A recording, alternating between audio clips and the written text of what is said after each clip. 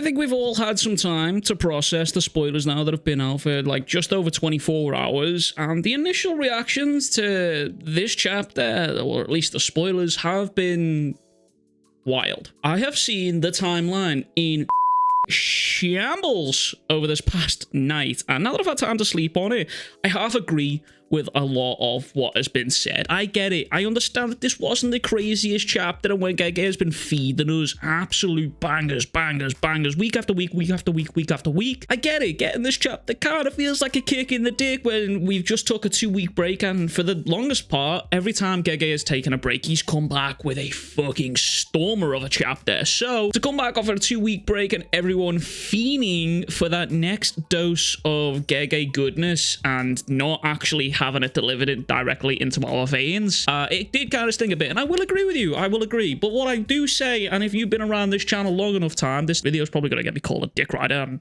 I don't really care. But if you've been around my channel and you've been in my live streams long enough, you will know that I will try and keep it 100 with this series, with this fandom, with my community, with my videos. And I will always say that if something is going to happen in this series and I don't like it, I'll fucking slate it. I will. I don't care. It's a series that I've been fucking enjoying, and I really fucking want to see this series do well. But I also trust the author Gege because he's not disappointed me once. And oftentimes off the back of me saying that if something happens, I would be disappointed and I slate it, it's normally off the times of speculation from people in my community, and often sometimes myself also. So I do want to say the initial reaction to this chapter, or these spoilers should I say, are fucking batshit crazy. Okay, I think everyone in the fandom right now needs to go into the mirror, look at themselves in the eyeballs, and give their head a good fucking wobble, because this is genuinely craziness the way that this is happening. I get it. Gege has said that the series wants to end. He wants the series to end this year. He wants to wrap up the story this year. However, what I want to point out to you, and call this copium as much as you want, when a series as big as Jujutsu Kaisen, which by the way at one point was outselling One Piece, let that fucking sink in. That's statistics. You can literally find that on the interwebs right now. When a series as big as Jujutsu Kaisen is going to wrap up, Shonen typically make an announcement. They normally say, we are entering the final arc. This will be wrapping up within X amount of chapters. Here's where we are at right now. We still haven't had nothing. But people on the timeline on Twitter are acting as if this next chapter is it. Finito. It's done, skis. And honestly, I think the overreaction is completely unwarranted and unjustified. The amount of people right now that are saying how this time skip doesn't make sense, we didn't get to see any character interactions, we didn't get to see this or that, and I think it's crazy because the series hasn't ended, but people are acting as if it ends literally within this next chapter, and they are in over their head with the hate goggles on because they didn't get to see what they wanted to see, and they've gaslit themselves into thinking that Gege owes them something that they have craved. And I'll give you a prime example of this: the Heian era flashback. Nowhere at any point in the story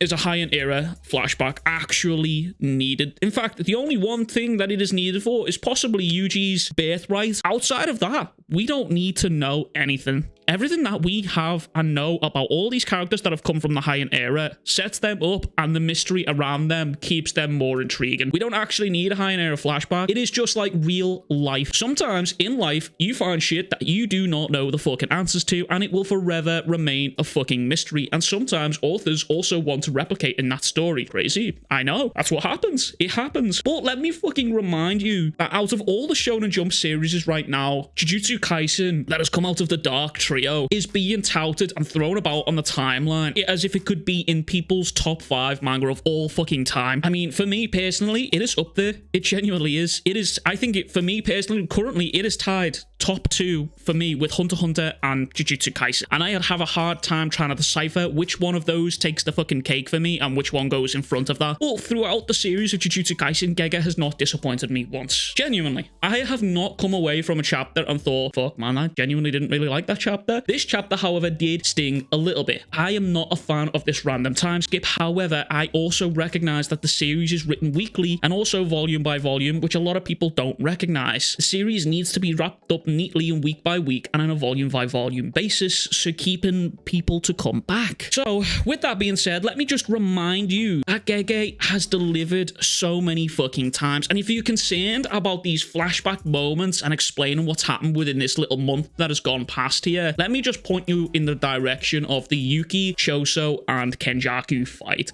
Throughout that fight, there was a beautiful flashbacks that neatly tied up Yuki and Choso's character, and a lot of people found the whole Choso situation actually super fucking emotional as he was fighting Kenjaku and we were getting those deeper flashbacks. What's to say that Gege doesn't do that same exact thing during the Gojo vs Sukuna fight, and he adds all of these emotional moments in that we have missed out on through this skip and sprinkles them into the climactic fight of the series. Same thing for Naruto and Sasuke. Naruto and Sasuke done the exact same thing. It was an emotional fight, it was a big fight, it was a climactic fight in the series, and throughout that fight there was constant flashbacks all the time of their upbringing, their past, and their encounters and interactions with each other. It's a common trope, it happens all the time in Shonen, and it's something that Gege has done plenty of fucking times throughout the fucking series, with flashbacks and little memory bits that have helped us build relationships with these characters and watch their interactions grow on the screen. And then I've also seen a lot of people also saying that, oh, I wanted to see more raw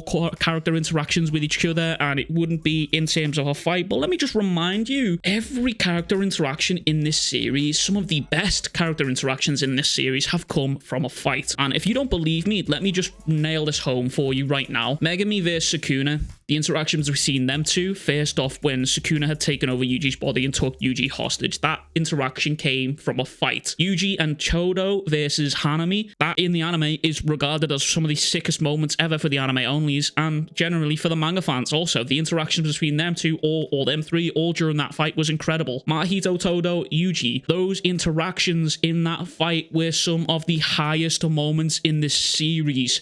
Hikari and Kashimo, those two interacting and having the greatest time of their fucking life while throwing hands. Again, some people consider that to be the greatest fight of the Culling Games series. Kenjaku, Choso, Yuki, as I've just mentioned, again, those three interacting with each other was absolutely insane, but that's just a handful of examples that I can name off the top of my head that have been genuinely incredible to read and watch it see unfold. But this whole fucking reaction to these spoilers is, I think, unwarranted. And I think Gege, out of all the authors right now that are posting weekly fucking Jump right now, I think out of every one of them, I think two people that I can pick out the fucking hat right now is Oda and fucking Gege, who have earned the fucking status of let him fucking cook. Let that man cook. He has not disappointed us yet. Even when you hated how Yuki got handled, it's still come back around full circle for her to have actually got something that will possibly come back into this current series right now with the Book of Souls that she writ, that Choso gave to Yuji. And I guarantee you that is going to come back and it will most likely be done in a flashback. I think people have just got so up and inside of their own head and gaslit themselves about this chapter being so incredible off this 2-week break that they needed this to be fucking amazing. And it wasn't. Like, don't get me wrong, I agree, it wasn't fucking hype. It wasn't incredible. We got minor interactions. The time skip was a bit jarring. I agree with you, but I'm also not gonna fucking turn around and drop the entire series and act as if the series is ending next week and act as if Gege's failing us and act as if Gege's throwing all the series away just to write his idle manga. It's just not the case. It's just not what's happening. So I think we should just let Gege cook, okay?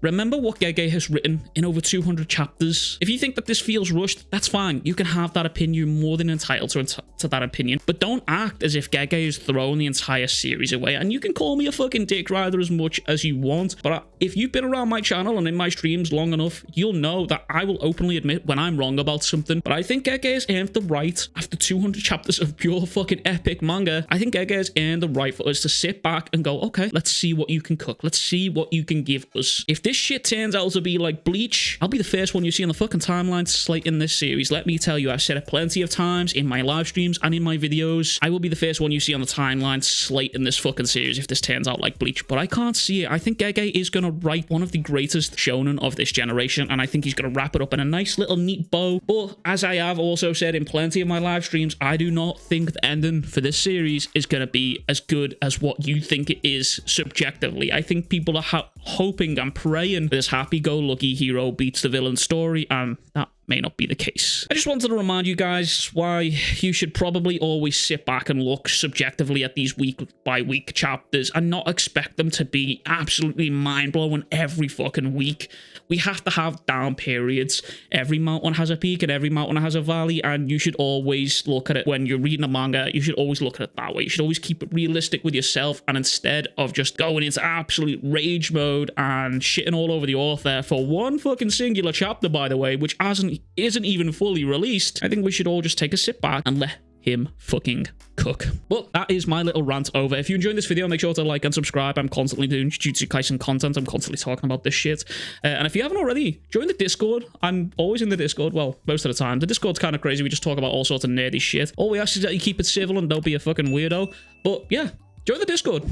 Anyway, catch you guys all in the next one. Much love. Big kisses. Peace.